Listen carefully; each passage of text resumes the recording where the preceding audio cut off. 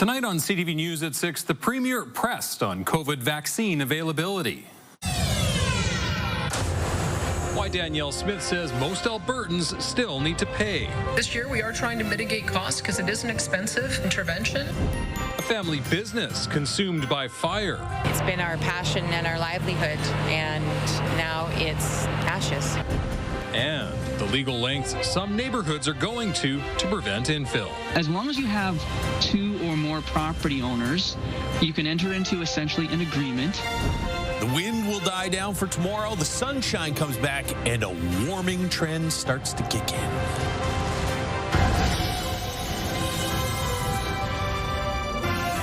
CTV Edmonton, local breaking news with Jeff Hastings.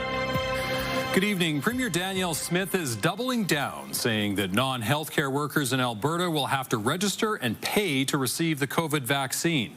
CTV's Brendan Purdy joins us now in studio. And Brendan, what's the latest on the vaccination rollout plan in Alberta? Well, Jeff, 2 days removed from announcing free vaccines for healthcare workers, the Premier is standing firm, saying that most Albertans will have to pay for COVID vaccinations. Smith was asked why she extended coverage of the vaccine to healthcare workers. She says the unions requested it, and those workers are at a higher risk during a respiratory virus season. As for the paid vaccines, the Premier cited cost-saving measures and declining vaccination numbers in Alberta, adding that over 100,000 Albertans have already registered for paid vaccines. Smith is standing by her government's rollout choice for this year, but says they could look at a pre-registry for future vaccines. Try it this way. This year we are trying to mitigate costs because it is an expensive intervention. We don't pay for every vaccine. The shingles vaccine, for instance, we don't pay for. The RSV shot, we only just started paying for it for those over age 75. That's a $300 shot. When people go traveling and need a yellow fever shot, they pay for that themselves. So we don't pay 100% of the cost of every vaccine. So we're just trying to align our approach on COVID with the same approach that we're taking on RSV. The Premier adding that roughly 54% of COVID vaccines were spoiled last year at a cost of roughly $110 a dose. Now, Jeff, I've just received confirmation from the BC government that Albertans can receive the vaccine for free in that province. However, they must be a resident of Canada. I will have more updated at 11:30. Jeff? All right, Brendan, thank you. Brendan Purdy live for us tonight. A man from Calgary charged with kidnapping a 12-year-old boy during a catch-a-predator scheme was previously convicted of child porn offenses. 37-year-old Zane Merchant faces 9 new charges. RCMP say the boy escaped an abduction when a group of teens arranged to meet the man in Airdrie on Monday. They wanted to record the encounter. Court documents obtained by CTV News show Merchant was convicted of possession of child pornography in 2022 and 2023. He was prohibited from communicating with children under 16 without parental supervision. Today, duty counsel appeared briefly in an Airdrie courtroom on Merchant's behalf, and the case was adjourned until next week. Merchant remains in custody. A family-owned and run business in the Kingsway area has been destroyed by fire. Architectural Clearinghouse, a business that salvages, reclaims, and recycles building materials, went up in flames last night. The fire started around 9:30 p.m. It was declared under control around 6 o'clock this morning. Edmonton Fire Rescue Services says 10 crews worked to extinguish the flames. Business owner Brenda Midlack says she is devastated. There's no words. It's your whole livelihood is just going up in flames in front of you, and there's nothing you can do but watch it burn. We hope it was accidental. We hope it wasn't on purpose. She says the building was filled with doors, windows, sinks, and toilets. While the cause of the fire is unknown, Midlack believes it began at the back of the building. The independent candidate who came second to Pierre Poilievre in Monday's by-election says she's going to see what action can be taken against the longest ballot committee. The group flooded the Battle River Crowfoot by-election ballot with more than 200 independent candidates. The move is supposed to bring attention to election reform. Independent candidate Bonnie Critchley came second to Poilievre on Monday, getting 10% of the vote. She says some voters thought she was a part of the longest ballot committee. In an interview with Alberta Primetime, she says she'd like changes. I really do think that it is legal election interference. And if nothing else, I want the regulations changed so that you have one official agent for one candidate, not one official agent for 204 candidates. The longest ballot committee wants similar reforms. Critchley also says she'll be holding Pierre Poilievre accountable for fully representing the riding and showing up for the communities. With residential infill shaping up to be a major municipal election issue, some Edmontonians aren't waiting to see what our next city council has in store. They're using a legal mechanism to prevent multi-unit developments in their neighborhoods. Jeremy Thompson has details. Lawn signs warning about change are all over Lansdowne, a neighborhood response to signs like this and the infill development they foreshadow. Oh my gosh, there's going to be an 8-plex and then another 8-plex.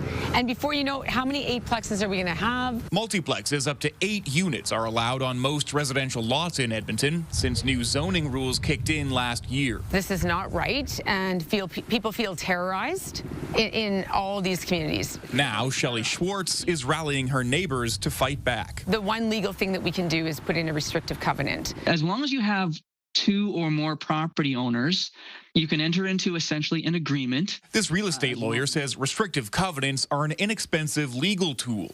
Everyone who signs on agrees to certain redevelopment restrictions, from how a new building looks to how big it can be. And it runs with the land, so each subsequent owner is bound by them. Darren Richards says covenants haven't been common in mature neighborhoods because until recently, city policies and bylaws were less permissive. He's not surprised to hear multiple neighborhoods are now drafting them. You kind of have to have a quarterback, someone who's active in their community to kind of, knock on doors and get people involved. So it's not easy, but it's doable. In Lansdowne, Schwartz is that QB. So far, she says about a quarter of the neighborhood has signed up for her restrictive covenant that allows a maximum of 2 units per lot. These things have been coming so fast in so many places, which was not an anticipated outcome, that it's understandable that people want to put a full stop to this right now, forever. Councillor and mayoral candidate Tim Cardmell has been pushing for a pause on mid-block multiplexes, while he sympathizes with Edmontonians that are signing on to restrictive covenants. It's not a great outcome. Cities do have to evolve and grow and develop. Councillor Ashley Salvador agrees. She's not sure how a patchwork of restrictive covenants will impact Edmonton as the city works to absorb a rapidly rising population by growing up rather than out. And that would almost lock those areas into a certain regulatory framework and not allow for adaptation as our city evolves and grows. While Schwartz is confident in the covenant, she wasn't taking any chances with this property across the street from the house she's building. After catching wind it was in line to become an 8-plex, she and 2 neighbors bought it with plans to redevelop it themselves. At a premium, which is fine. Again, we said, well, I guess if we have to overpay on the lot, at least we are not losing as much value there. Once the Lansdowne covenant is in place, Schwartz plans to share her work with other communities looking to defend themselves from infill. Jeremy Thompson, CTV News, Edmonton. St. Albert is hosting a national sporting event this weekend. The Canadian BMX Championships will be run on a new, improved course, one of several facilities getting a funding boost to run big-time competitions. CTV's Merrick Takash reports. Riders ready, watch the gate. Rhea Trechka is one of the riders off to the races this weekend at the St. Albert BMX Center. I really like this track. It's really fun. It makes it go really fast, and I'm really excited for this weekend. 800 riders will compete in the Canadian BMX Championships. Canadian Olympian Molly Simpson is among the competition. She's in search of her 9th national championship. It is the biggest event that we can have for Canadians. It is the BMX National Championship, and so all of these young riders behind me here and in front, they are looking to chase that title. 2 years ago, the St. Albert BMX Center received a provincial grant of more than $500,000 The money was used to upgrade the facility's Supercross track to Olympic specifications. That 8-meter hill is a world-class hill, and that's what we race on at the Olympics, the World Champs, and World Cups. So, yeah, having it here is amazing, and I really like the track. I enjoy it. Today, they got $55,000 from the province as part of a support package for sporting events being hosted in Alberta. Funding that will go towards maintaining the track. What this has done is it's also led more grassroots. What you see behind you, there's world-class riders that are now developing, and they're seeing Molly on the world scale and the world stage, and they're saying, hey, she can do it, I can do it. Riders like Trechka, who's looking for a repeat of her championship performance last year in Quebec. I'm really excited. I think it's going to be really fun. Merrick Takash, CTV News, Edmonton. A wildlife rescue nonprofit says bat sightings are rising in Edmonton. Wild North says this is the time of year young bats called pups are leaving the nests. It's also a time when bats are moving around a lot more, either to migrate or hibernate. Wild North says if you see a bat hanging on the side of a building or in a doorway, leave it alone. As the sun starts to go down, it's likely going to leave that area and you might not see them again, although sometimes they'll return to that same spot for 2 or 3 days, so don't be surprised. Also in the fall, they'll lower their body temperature. They can go into kind of what's called a torpor. It's sort of like a semi-hibernation, and sometimes they will appear like they're deceased. They're not moving very much. They're stuck to the wall, and sometimes people think they've passed away when really they just lowered their body temperature and they will eventually fly off. If you spot a bat on the ground, he says it's a good idea to call an organization like Wild North for advice. He says some bats aren't able to take off from the ground. It could also be injured. All right, first check on weather. Josh, it was a gusty day today. Yeah, gusts up in the mid-40s through most of this afternoon. We've seen them back off slightly in the last half hour or so. A cool day as well. Lots of cloud cover out there this afternoon. We only get to 19 for a daytime high. We've dropped to 16 in downtown Edmonton right now. You can see the wind about 30, gusting to 40 kilometers per hour out of the northwest. Still close to 60 at the International Airport just south of the city. Head gusts up around 60 as well at Villeneuve and Stony Plain within the last couple of hours. 19 degrees puts us 3 degrees cooler than average, and by a long shot, this will be the coolest day we see for at least the next 7 to 10 days. There's some heat just around the corner. Temperatures this morning were in the 10-degree range. I think we'll be in the same territory tomorrow morning, but up to about 23 or 24 for a high tomorrow afternoon. Lots of rain in northeastern Alberta with that big upper-level low circulating about in northern Saskatchewan, northeastern Alberta. There were some thunderstorms as well that pushed through parts of east central Alberta. As that rain moves further south, I think it all stays east and northeast of Edmonton. There's maybe 1 or 2 neighborhoods that might get a brief little sprinkle, but for the most part, just mostly cloudy skies through this evening. And then skies will clear overnight tonight. We'll get some sunshine through the day tomorrow, 10 degrees in the morning, 23 or 24, and light wind tomorrow afternoon. And it gets even hotter through the weekend and into early next week. And a dry weekend as well. When's the last time we had a weekend without rain? We'll have that answer and your full forecast later in the newscast. All right. Thank you, Josh. Still ahead on CTV News at 6. If you actually talk to someone who is on the AISH, they are terrified. Why some Albertans with disabilities worry a proposed change to assured income for the severely handicapped will have detrimental consequences. Plus, kids are off. I mean, it's part of the family, right? And stuff. So not everybody owns a camel. You can't just get a camel. A devastating storm kills animals, snaps power lines, and leaves homes battered in southern Alberta. Programming brought to you by James H. Brown Injury Lawyers, the heavy hitters of injury law.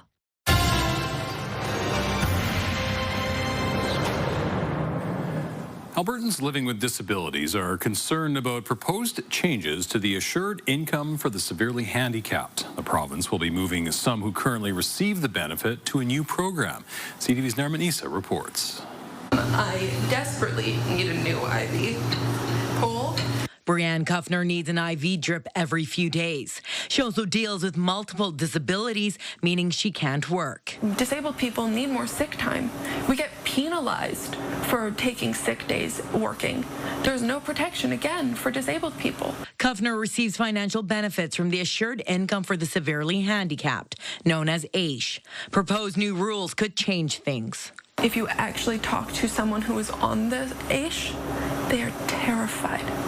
They are so scared that this government does not care about them in any way, shape, or form. The province is looking to create a new program known as ADAP for people with disabilities who are eligible to work. However, Kuffner worries not being able to work full-time could be a barrier. Why would a company hire someone for 13 hours at $20 an hour when they can hire someone who can work full-time immediately? In a statement to CTV News, Jason Nixon, Minister of Assisted Living and Social Services, says people with disabilities shouldn't have to choose between getting the support they need and having the opportunity to pursue a meaningful career.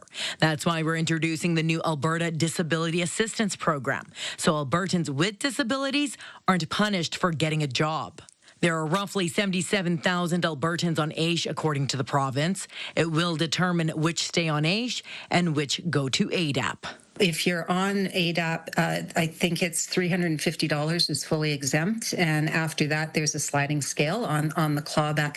But the way the program is structured, you would have to earn about over $2,100 a month to actually be better off than you would currently on AISH. The province is looking for feedback on the proposed ADAP program through an online survey. Its proposed introduction date is July 2026. Naranisa, CTV News, Edmonton. Cleanup is underway in southern Alberta after a powerful storm ripped through. It toppled power lines, snapped trees, damaged crops and homes, and killed some farm animals at a local petting zoo. CTV's Terry Fikowski reports. The sound of a massive cleanup underway at this petting zoo outside of Brooks, Alberta, after a strong storm blew in fast. Storm was literally like 100 yards off the gravel road, white, hail, wall, and it just was coming. There was no stopping it. The storm shattered every window and caused $80,000 worth of damage to farm equipment and property, but it also toppled big trees, crushing and killing a pony and beloved camel, Stoli. Gets rough. I mean, he's part of the family, right? He's been known around the whole area here. People of Brooks, visitors have come through. The strength of the storm evident as you drive into Brooks, with nearly every home peppered with holes from ping-pong-size hail and strong winds. You can see the big holes here along the side. Galen Lilac is still assessing the damage to her home and helping neighbors clean up the community. The lightning was like just one on top of the other, and the thunder was so loud you couldn't hardly even hear that over top of how loud the hail was. A scary situation for those on the roads when the storm hit too. RCMP say a vehicle with people inside became trapped under a live power line that collapsed on Highway 1 just outside of Brooks. It was shut down for hours on Thursday as crews worked to restore power to the region. Rolled through in approximately 10 to 15 minutes, but rolled through with extreme winds, large hail, and caused mass amounts of damage to our customers and to our facilities. A sobering reminder about Mother Nature's wrath. It was scary. It was scary. Very heartbreaking. Again, some folks do remain without power this evening in the Brooks and surrounding communities, but Fortress Alberta says that it's working around the clock. It actually brought in around 80 extra personnel, some as far as Whitecourt, to help with the restoration, and say that they are working to get everyone back up and running as soon as possible. Back to you. A new exhibition in Jasper showcases Canada's glacial landscapes. Photographers Jim Elzinga and Roger Vernon captured a collection of landscapes at the Columbia Icefield. The exhibition highlights the icefield and the effects of climate change on the glacier. It is time to mark the United Nations International Year of Glaciers Preservation. You can see it at the Columbia Icefield Discovery Center until October the 15th. Still ahead, continue our look back on Pride in Edmonton. It's frustrating that people would, speak ill of this or think we shouldn't do this. From Edmonton's first mayor to walk in the Pride Parade to today. Just keep in mind how far we've come as a community. Warming trend starts tomorrow. We'll be in the low to mid 20s by tomorrow, and then near 30 all of next week. Forecast next. Programming brought to you by Century Casino. 3 great locations: Edmonton, St. Albert, and Century Mile.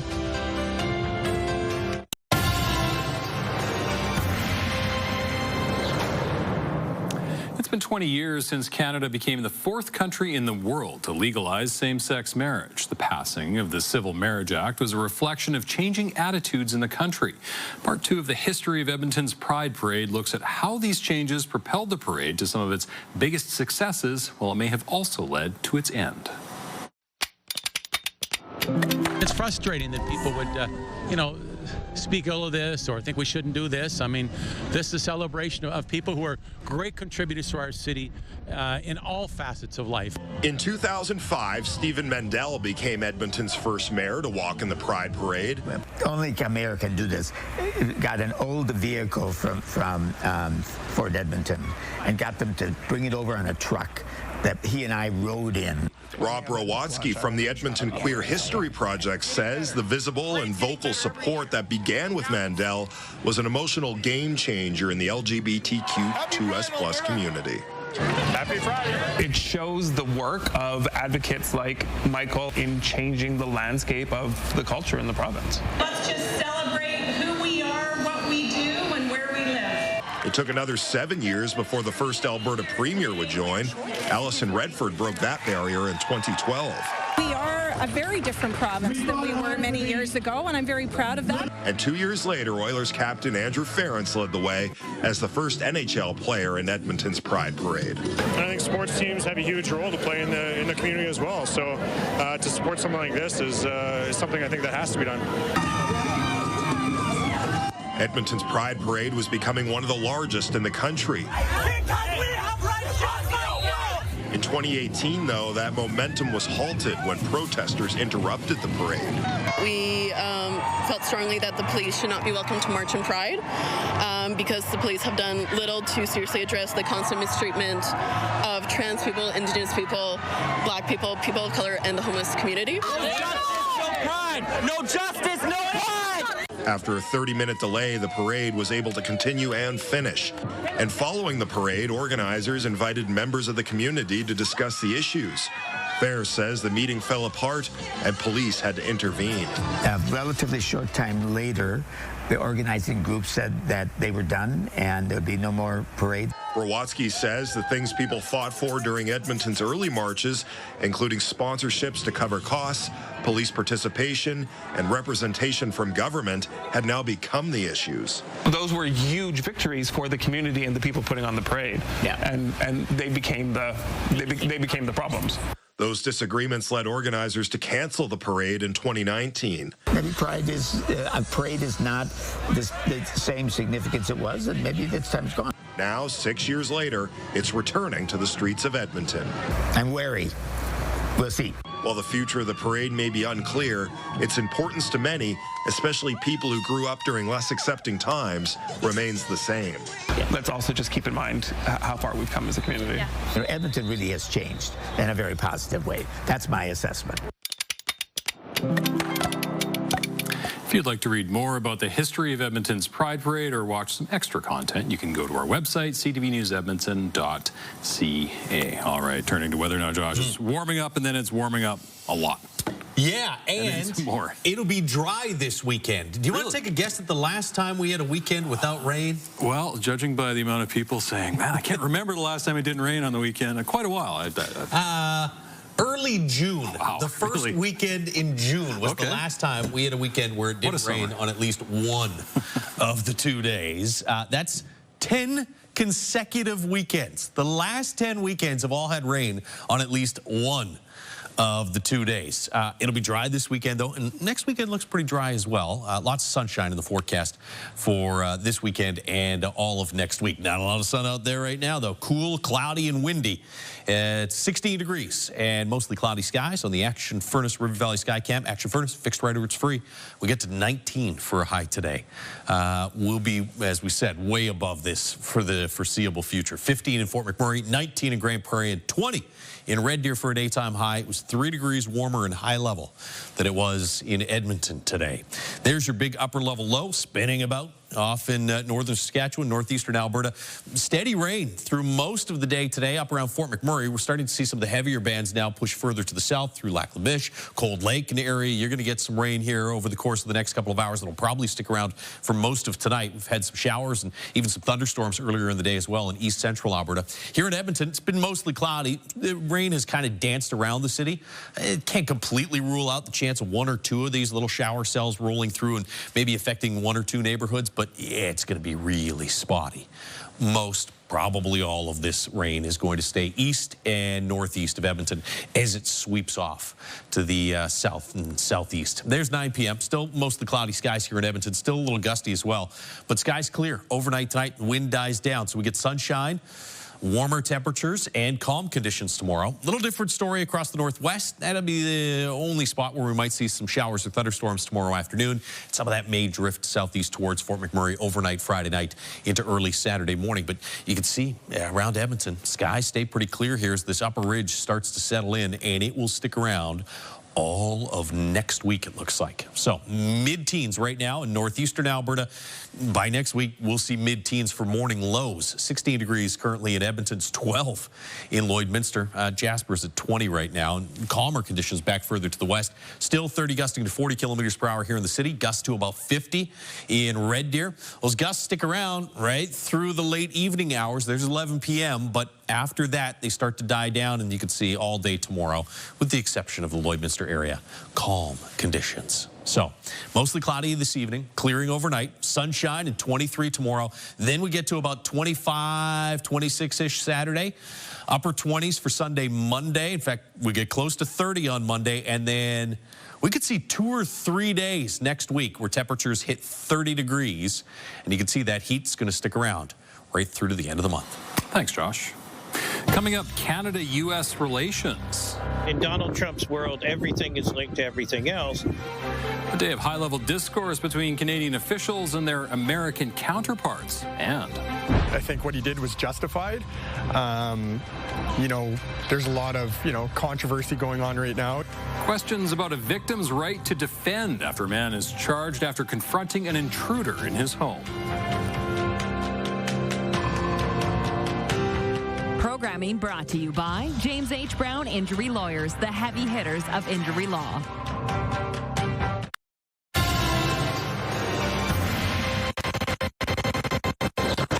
Canada's Foreign Affairs Minister and her U.S. counterpart met in person for the first time today. The two discussed the wars in Ukraine and Gaza and countering China. As CTV's Judy Trin reports, the Prime Minister and U.S. President spoke today as well. This is the first in-person meeting between Secretary of State Marco Rubio and Foreign Affairs Minister Anita Anand. The State Department says the two discussed Haiti, Hamas, peace negotiations between Russia and Ukraine, and countering China. The U.S. trade war wasn't in the readout, but analysts say it likely loomed over the talks. In Donald Trump's world, everything is linked to everything else. And so if Canada's in a place of disagreement with the U.S. on Ukraine or on Gaza or on Haiti, then that's not something that will be helpful to the negotiations. An example of this, on July 31st, Trump posted that Canada's intention to recognize a Palestinian state would make it difficult to make a trade deal. A day later, Trump imposed 35% tariffs on Canadian goods not covered under the North American Trade Agreement. Earlier this week, Anand traveled to Finland to meet with Nordic foreign ministers to discuss how to support Ukraine's push for security guarantees. Before the meeting, CTV News asked Anand if U.S. trade tensions put pressure on Canada to align with American interests. The work that we're doing together is to ensure that the dialogue between our two countries along multiple issues remains open and strong. And thus far, we have had this very strong relationship. Anand didn't answer questions about the state of trade negotiations, but today, some movement as the Prime Minister spoke to the President. The readout describes their conversations as productive and wide-ranging. They discussed trade challenges and long-term peace and security for Ukraine. The Prime Minister's office says the two leaders agreed to reconvene their conversations. Meanwhile, Carney is planning to travel to Mexico in mid-September to meet with President Claudia Sheinbaum. The two plan to find common ground so they can fight back against Trump's trade war. Judy Trin, CTV News, Washington. The U.S. president is claiming victory after an appeals court threw out a massive civil fraud penalty. A New York appeals court has tossed the nearly $500 million penalty Trump faced for padding financial statements that went to lenders and insurers. Two of the judges wrote that the penalty was, quote, an excessive fine that violates the 8th Amendment of the United States Constitution. The appeals court did, however, narrowly uphold Judge Arthur Engoron's finding that Trump engaged in fraud by exaggerating his wealth for decades. A home invasion in Ontario is generating a debate surrounding use of force and self-defense after a man was arrested and charged in connection with the assault of an intruder. CTV's Heather Wright reports. In this town of 22,000 people northeast of Toronto, many here are only talking about two. I heard, what happened to, Jeremy upstairs, and from what I understand, someone broke into his place while he was sleeping, and they attacked him, and he defended himself. It all happened in the unit above Jesse Kalabik's tattoo shop early Monday morning. Police say they were called to this apartment for a report of an altercation. They say the resident, identified in court documents as Jeremy McDonald, woke up and found an intruder in his home. A fight ensued, and the alleged intruder, identified as Michael Kyle Breen, was airlifted to a Toronto hospital with serious injuries. I think what he did was justified. There's a lot of, controversy going on right now. The controversy erupted after police charged both men. McDonald faces aggravated assault and assault with a weapon charges. Court documents suggest a knife was involved. Breen faces various charges, including possession of a weapon, break and enter, and failing to comply with probation. Something is broken. I know if someone breaks into my house or someone else's, you're going to fight for your life. This guy has a weapon. You're going to use any force you possibly can to protect your family. Kawartha Police, which laid the charges, defended their decision. Under Canadian law, individuals have the right to defend themselves and their property. However, it is important to understand that these rights are not unlimited in Canada. The law requires that any defensive action be proportionate to the threat faced. We really need to know the details of what happened inside that home. Defense attorney Joseph Newberger says it's too early to know exactly what happened inside the apartment, and says Canada does have self-defense laws despite the misinformation circulating online. We do have sufficient self-defense laws that are broad enough that if an individual comes in with a knife or a gun and you are at serious risk of bodily harm or death, you can respond with lethal force. Court documents show there was an arrest warrant out for Breen, the alleged intruder, at the time of this incident. Once he's released from hospital, he will be held in custody pending a bail hearing. Meanwhile, McDonald will be in court at the end of September. Heather Wright, CTV News, Lindsay, Ontario. The UN is calling for an immediate ceasefire as Israel presses ahead with plans to take control of Gaza City. It is vital to reach immediately a ceasefire in Gaza and the unconditional release of all hostages, and to avoid the massive deaths and destruction that a military operation against Gaza City would inevitably cause. Israeli Prime Minister Benjamin Netanyahu says he is shortening the timeline for seizing what he calls the last terror strongholds in Gaza. The threat of this new ground offensive has thousands of Palestinians packing their belongings and fleeing the war-torn city, part of which is already under constant bombardment. Israel is also receiving criticism for approving a settlement project in the occupied West Bank that opponents say will effectively cut the territory in two.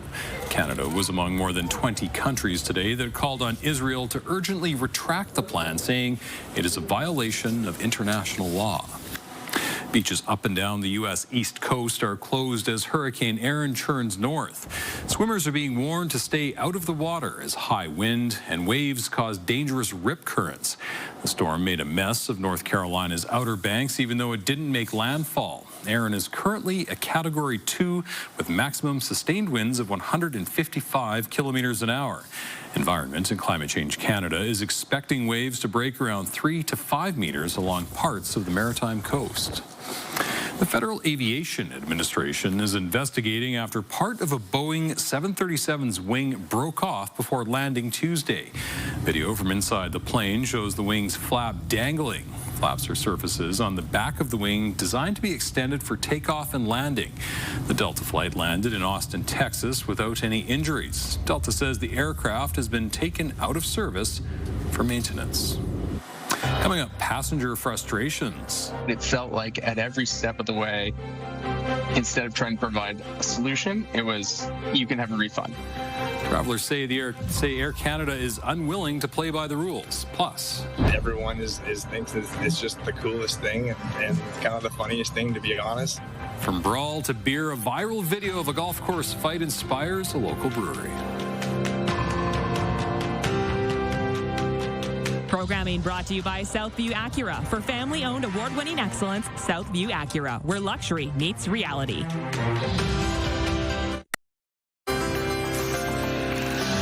Looking at the markets, the Canadian dollar down, trading for 71 cents U.S. Oil gained 81 cents, closing the day at $63.52 U.S. a barrel. Gold lost nearly $7 on the day.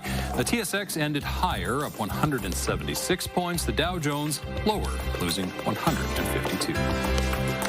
Ripple effect of Air Canada's flight attendant strike has left passengers frustrated. Many claim the airline is unwilling to book them on the next available flight. CTV's Adrian Gobriel has more on the complaints and the failure of regulations to protect consumers. The Britton family's European summer adventure ended with their scheduled flight home with Air Canada canceled. It felt like at every step of the way, instead of trying to provide a solution, it was, you can have a refund. Please have a refund. And we knew that that was really just a way of them absolving themselves of the responsibility. According to the Canadian Transportation Agency's regulations, if an airline can't rebook you on their airline following a cancellation, a customer may choose a reservation from the next available flight that is operated by any carrier. The Britons found the next available tickets on a United flight from Italy to Kelowna. Air Canada declined to book them. They said they didn't have access to it. Stuck in Lisbon, Kyla Kumar also reached out to CTV News after Air Canada refused to rebook her family on a Delta flight home. Very clear refusal to book us on another carrier. CTV News also received an audio recording of an Air Canada agent refusing to rebook a customer because there was only a business class seat available. You are required to put me in that space. That is something you can take up with customer relations to see why is that not being offered, because on our end we have to maintain the same cabin. If only business class seats are available on next available flight, they have to rebook you. Passenger advocates say Air Canada is knowingly breaking federal regulations for financial gain. There is sufficient ground here to lay criminal charges. Somebody should be doing an outreach to the CTA and saying, okay, guys, how are you going to handle this one? CTV News did ask the Canadian Transportation Agency what they're doing to hold Air Canada responsible for breaking federal passenger protection regulations. The CTA didn't directly answer the question, saying in part that their enforcement team is actively looking into the situation and will take appropriate action as necessary. The CTA is supposed to be the regulatory body that protects Canadian citizens. And again, these things happen. And there's really been no improvements. CTV News has given Air Canada 2 days to respond to our questions. They've yet to return our email. Adrian Gobriel, CTV News, Mississauga, Ontario. People in Edmonton are buying up burgers while supporting a great cause. Can I get 2 teen burgers? MS Canada is partnering with A&W locations across the country. $2 from every teen burger sold is donated to MS Canada. It supports people with multiple sclerosis through research and programs. MS is an autoimmune disease that affects your central nervous system, especially your brain and spine. So if you're newly diagnosed and you're looking for someone to connect with, we have programs in all of our communities across the country that helps to make sure that people don't feel like they're alone on their journey. This partnership started in Saskatchewan in 2008. Since then, the now national program has raised $22 million for MS Canada. A Red Deer golf course brawl has led to the creation of a new beer, the Tarnaski. Video of the fight between former NHL enforcer Nick Tarnasky and another man at Alberta Springs Golf Course went viral earlier this summer. It was viewed tens of millions of times online. Now, Tarnasky and Darkwoods Brewing have partnered to create a light lager. Nick Bell, co-owner of Darkwoods Brewing, says Tarnasky used to coach him when he played hockey. We've had some great response from the community. Everyone thinks it's just the coolest thing and kind of the funniest thing, to be honest. I'm getting phone calls and messages all from his hockey teams back when he played in the NHL, down in Vegas all the way to Florida, and they're asking me to send it all the way to there. And police declined to investigate the incident. The other man involved in the fight posted a video online apologizing for his role in it. Tarnasky has been cleared to return as a coach for Red Deer Minor hockey in this upcoming season. Still ahead, the work that goes into owning and maintaining a Christmas tree farm. Do your arms hurt after a while? When we start early in the season, it does. After a while, no, we just do it. Okay.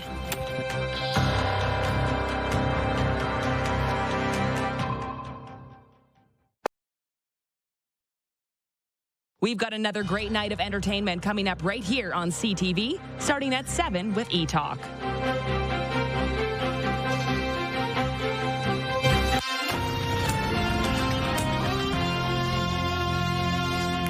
One of the only you-cut Christmas tree farms in Alberta is up for sale. As Miriam Valdez-Carletti reports, the venture takes a lot of work and a love of nature. After years of growing and pruning Christmas trees, Peter and Judy Kepler are ready to put down their machetes. I think my body worn out a little bit over the last 50 years working with trees, and I think I did it long enough. The couple own Forever Green Tree Farm, about an hour and a half southwest of Edmonton. 40% of the conifers grown here are for the holidays. The rest are for landscaping. It's harder to grow a Christmas tree, so the Christmas tree is probably the biggest feature. It takes 10 to 15 years to raise a tree. Fortunately for prospective buyers, the Keplers are selling their business turnkey ready, with thousands of trees already growing on the property. It's everything ready to go. You don't have to wait, and the equipment is here. Everything is a bit here. While most people don't think about real Christmas trees until December, the work getting those trees ready starts as soon as the snow melts. Daily work goes into taking care of all these trees, all done by hand. Do your arms hurt after a while? When we start early in the season, it does. But after a while, no, we just do it. Okay. The Edmonton Chamber of Commerce says part of the appeal of buying a real Christmas tree is the experience of being on the farm and cutting it yourself. There's probably a very large market for that because people do want to spend money on those experiences, especially during the holidays. The couple say they've already had some interested buyers. Ideally, it would be a family, and they can carry on with the Christmas trees and the landscaping. It's a lifestyle to live on a tree farm like this. Forever Green Tree Farm will continue operating until they find the perfect buyer, so you still have a chance to get your own tree this Christmas. Miriam Valdez-Carletti, CTV News, Edmonton. Just clipping them with scissors. Up on a ladder. Never too soon to start preparing for Christmas. It's too soon. No, it's way too hot. Come on. You go ahead. It will be way too hot. Today was a little chilly out there, cloudy and windy through the remainder of this evening. Wind will die down overnight tonight. Calm day on tap for tomorrow with some sunshine and a high of about 23 degrees. 25 and 27 for highs Saturday, Sunday with more sunshine. In fact, it stays sunny through the first half of next week with daytime highs up around 30 every single day next week. That heat sticks around right through to the end of the month. So if you've been thinking, well, you know, we haven't had any extended periods of hot weather, which we haven't. No, really. It's coming. It's coming. It's coming. Soon. Yeah. All right. Thanks, Josh. You can turn your ACs on if you haven't been using them yet. Thank you very much for sharing your time with us. For news anytime, visit ctvnewsedmonton.ca or the CTV channel on YouTube. See you.